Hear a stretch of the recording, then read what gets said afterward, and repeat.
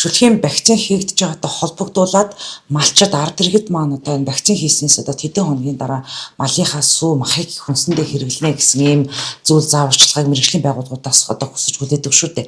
Ямар чиглэл өгөх нь үгээд. Тэгэхээр энэ удаагийн одоо саатлны төрлийн одоо шүлхийн вакцин хийснээр хэд хоногийн дараа одоо малынхаа мах сүү хүнсэндээ хэрэглэж болох юм заалттай вэ?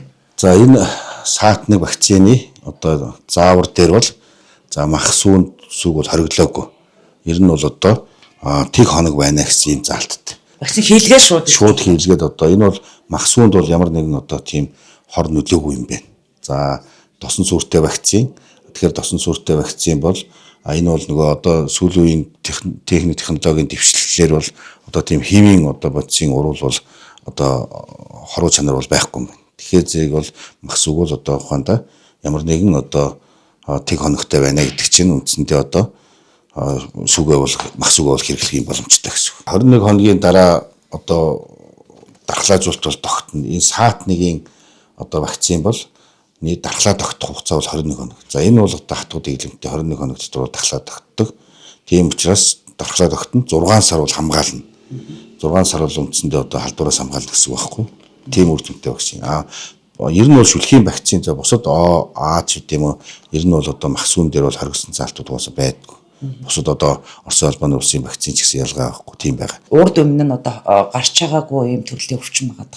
За энэ хятадаас орж ирж байгаа вакцин бас төдийлөн одоо бас сайн судлагдаж үр дүн нь одоо тодорхойлогдсон юм үгүй юу гэдэг дээр бас иргэд нэлээд одоо эргэлзээтэй юм асуудалд хүрчээд тах. Тэгээд мах сүүг нь одоо тэг хоногтоод нь хэрэглэнэ гэдэг ихлээр энэ дээр одоо иргэдийн итгэл үдэ ер нь ямар байдаг юм болоо хэрвээ дараа нь одоо хоруу чанартай ч гэдэг юм сөрөг үр дагавар гарах юм бол хин ямар хариуцлага нь яаж хүлээх юм болоо гэсэн зүйл бас хүндэгдэх баг.